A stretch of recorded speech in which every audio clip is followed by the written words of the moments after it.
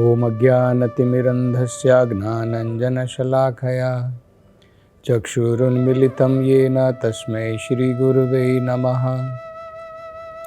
नमो ॐ विष्णुपदाय कृष्णप्रेष्ठाय भूतले श्रीमते भक्तिवेदान्तस्वामिन् इति नामिने। नमस्ते सारस्वते देवे गौरवाणी प्रचारिणे निर्विशेषा शून्यवादी पाश्चात्य देशतारिणे। जय श्री कृष्ण चैतन्य प्रभु नित्यानंद श्री अद्वैत गदाधर श्रीवासादि गौर भक्तवृंद। हरे कृष्णा कृष्ण कृष्णा हरे हरे, हरे राम राम राम हरे हरे। हरे कृष्ण। तो दक्ष अपनी अगली हंस गुह्य प्रार्थना में भगवान से प्रार्थना करते हैं। वो कहते हैं,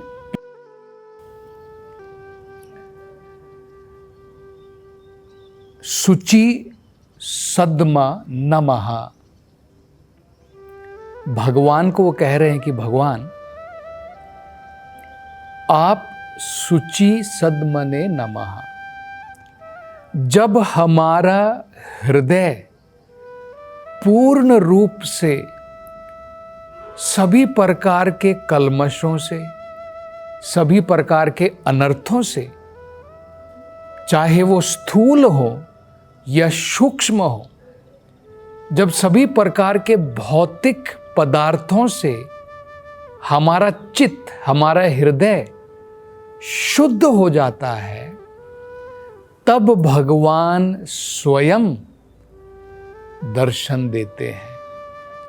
तब हम भगवान के दर्शन कर पाएंगे।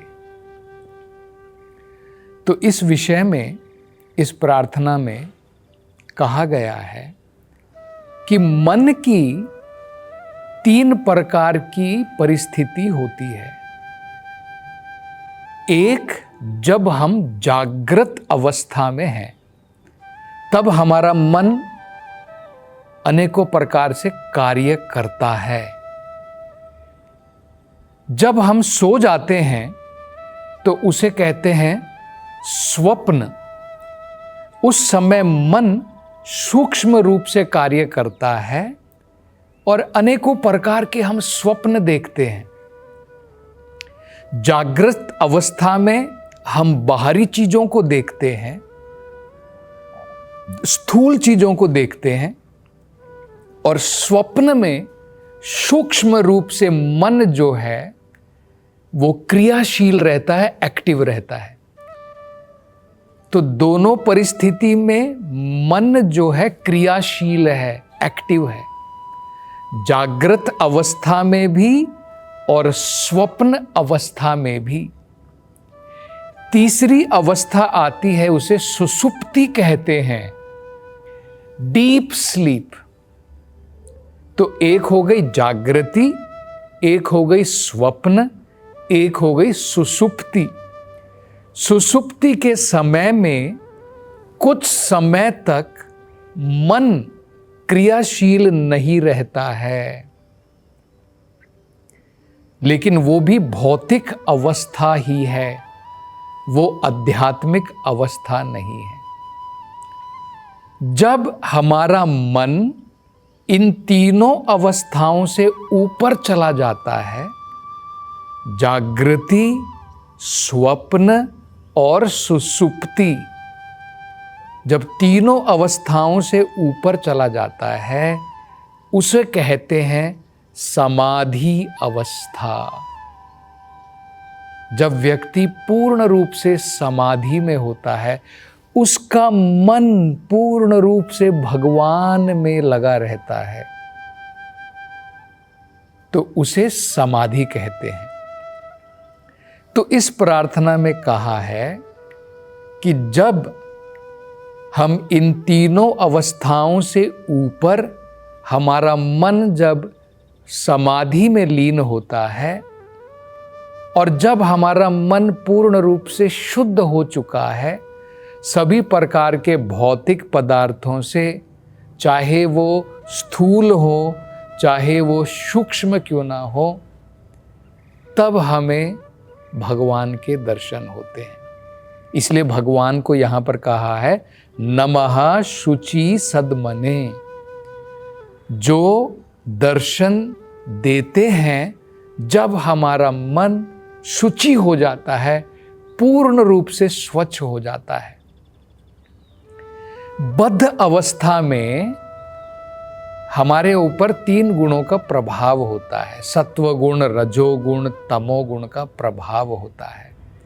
उससे क्या होता है, उसी के प्रभाव के कारण हम भौतिक चीजों को देखते हैं, दृष्टिकोण हमारा होता है, उसे भौतिक दृष्टिकोण कहते हैं। और जब मन शुद्ध हो जाता है तो ये भौतिक नाम, भौतिक रूप सब नष्ट हो जाते हैं।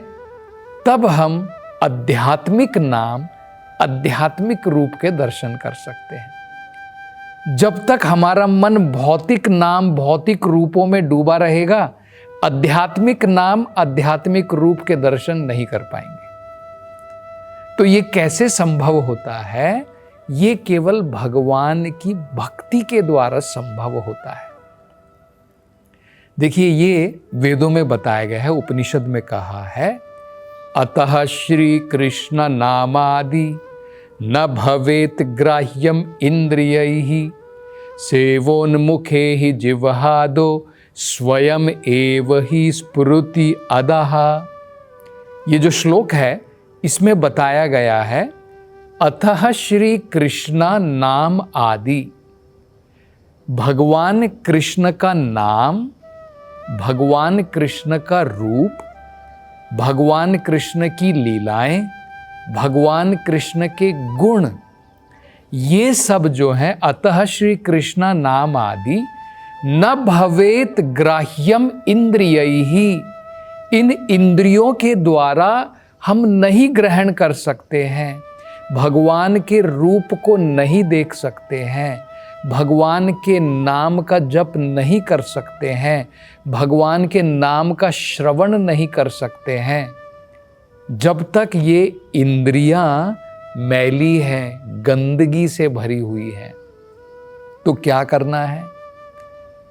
न भवेत ग्राह्यम इंद्रियैहि सेवोन्मुखे ही जिह्वादौ। जब जीभ से प्रारंभ करके हम भगवान की सेवा प्रारंभ करते हैं, जीभ के 2 काम होते हैं, एक बोलना और एक चखना, कुछ भोजन को ग्रहण करना। तो जब इस जीभ के द्वारा हम भगवान के नाम का उच्चारण करते हैं और भगवत प्रसाद ग्रहण करते हैं, इन 2 कार्य के द्वारा जिह्वादौ स्वयं एव ही स्फुरति अदः, भगवान स्वयं हमसे संतुष्ट होकर के हमारे सामने प्रकट हो जाएंगे। ये जो है बड़ा महत्वपूर्ण प्रार्थना दक्ष जो है उस हमसगु यह प्रार्थना में कर रहे हैं। अब अगले में देखिए वो क्या कहते हैं, बड़ा सुंदर उदाहरण देके कहते हैं समाधिना मंत्राहा। जिस प्रकार से एक ब्राह्मण या एक पुरोहित जो दक्ष है, एक्सपर्ट है, मंत्र तंत्र विशारदा, जिसे मंत्रों का ज्ञान है, तो पहले क्या होता था, ब्राह्मण जो है जब यज्ञ करने बैठते थे 15 प्रकार के समाधीन मंत्र का उच्चारण करके जो अग्नि प्रज्वलित हो जाती थी स्वयं यज्ञ कुंड के अंदर। जो यज्ञ कुंड में जो लकड़ियां रखी जाती थी, आजकल हम लोग क्या करते हैं, आजकल हम लोग मैच बॉक्स का प्रयोग करके, माचिस का प्रयोग करके हम जो है यज्ञ कुंड में अग्नि प्रज्वलित करते हैं। लेकिन पहले वैदिक समय में ब्राह्मण जो हैं उनके पास में इस प्रकार की ब्राह्मण की शक्तियां होती थी कि समाधिन मंत्रों का उच्चारण करने के मात्र द्वारा इन लकड़ियों में से वो अग्नि प्रज्वलित कर सकते थे। तो अगली प्रार्थना में ये उदाहरण दिया गया है कि जिस प्रकार से सूखी हुई लकड़ियों में अग्नि है अंदर, लेकिन एक ब्राह्मण जो दक्ष ब्राह्मण है वो इन मंत्रों के द्वारा उसमें से अग्नि प्रज्वलित कर सकता है, ठीक इसी प्रकार भगवान का भक्त भगवान को प्रकट कर सकता है जो सबके हृदय में विद्यमान है। भगवान हमारे हृदय में विद्यमान है। जैसे अग्नि लकड़ी में विद्यमान है, लेकिन आपको कला आनी चाहिए। जो एक्सपर्ट ब्राह्मण है उसको कला आती है, वो उस लकड़ी में से अग्नि प्रकट कर सकता है। इसी प्रकार से भगवान का भक्त, उसको वो भक्ति की कला आती है। जिस प्रेम भक्ति के द्वारा वो अपने हृदय में भगवान को प्रकट कर सकता है। भगवान है, जैसे अग्नि लकड़ी में है, लेकिन सब लोग नहीं प्रकट कर सकते हैं। इसी प्रकार से भगवान हृदय में है, लेकिन सब लोग भगवान के दर्शन नहीं कर सकते हैं। लेकिन ब्रह्म संहिता में कहा है, प्रेम के द्वारा प्रेमांजना चुरिता भक्ति विलोचनेना संतः सदैव हृदयेषु विलोकयन्ति।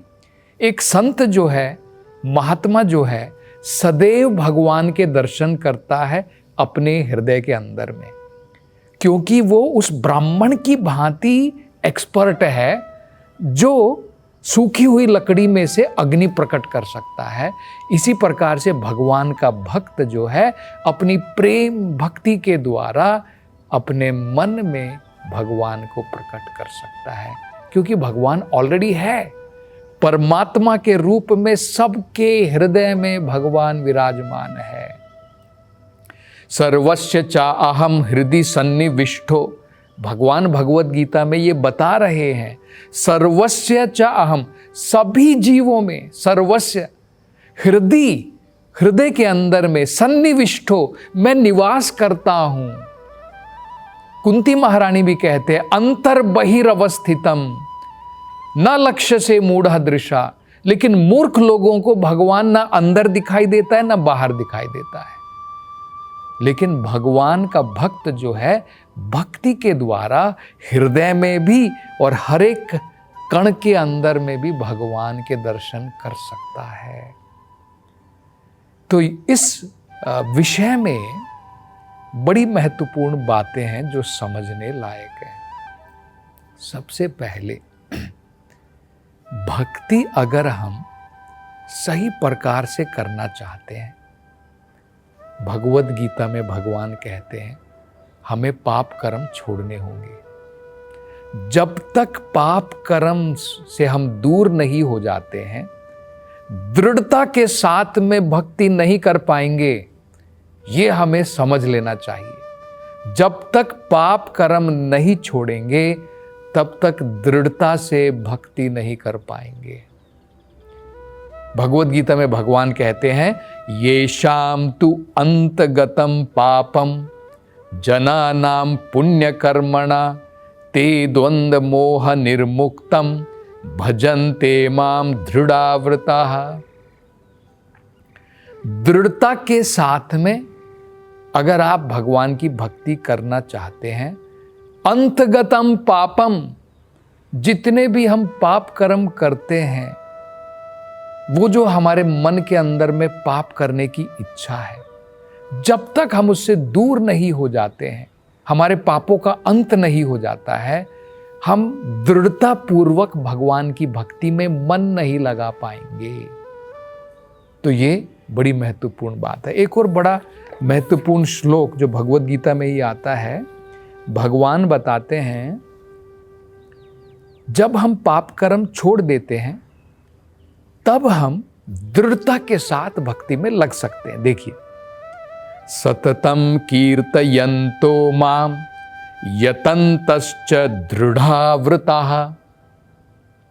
भगवान का भक्त सततम हमेशा कीर्तयन्तो मां, भगवान के कीर्तन में लगा रहता है। कैसे लगा रहता है? दृढ़ावृताः, बड़ी ही दृढ़ता के साथ। और क्या करता है? नमस्यन्तं च मां भक्त्या नित्य युक्ता उपासते, नित्य उपासना में लगा रहता है, भगवान को नमस्कार करता है। नमस्यन्तं च मां भक्त्या, भक्ति के द्वारा। तो ये हम देख सकते हैं कि भगवान की भक्ति में अगर हम दृढ़ता से लगना चाहते हैं तो पाप कर्मों से दूर रहना है। भक्ति क्यों महत्वपूर्ण है ये भी बड़ा समझना, क्योंकि बिना भक्ति के भगवान को नहीं समझा जा सकता है। ये भी स्वयं भगवान भगवद गीता में कहते हैं, मनुष्य नाम सहस्रेषु कश्चित यतति सिद्धये यतताम अपि सिद्धा नाम कश्चित माम वेत्ति तत्वतः। बहुत सारे मनुष्य, सहस्र मनुष्य अभ्यास करते हैं आध्यात्मिकता में प्रगति करके भगवान को समझने का, लेकिन भगवान कहते हैं हार्डली एक व्यक्ति बड़ी मुश्किल से मुझे समझ सकता है। क्यों? क्योंकि कोई ज्ञान का मार्ग लेता है, कोई योग का मार्ग लेता है, कोई कर्म का मार्ग लेता है। लेकिन आगे भगवान बताते केवल भक्ति के द्वारा संभव है। भक्त्या माम अभिजानाति यावन यश्चास्मि तत्वतः, केवल भक्ति के द्वारा मुझे पूर्ण रूप से समझा जा सकता है, भगवान स्वयं कहते हैं। तो ये बड़ी महत्वपूर्ण बात जो है वो बता रहे हैं कि हमारा अंतःकरण इस प्रकार से शुद्ध हो जाएगा, तब भक्ति के द्वारा जिस प्रकार से एक ब्राह्मण जो है वो अग्नि से भगवान को अग्नि को प्रकट कर सकता है लकड़ियों में से, इसी प्रकार से भगवान का भक्त भक्ति के द्वारा भगवत दर्शन कर सकता है अपने हृदय में। तो आगे इस प्रार्थनाओं के बारे में अगली कथा में वर्णन करेंगे। हरे कृष्ण।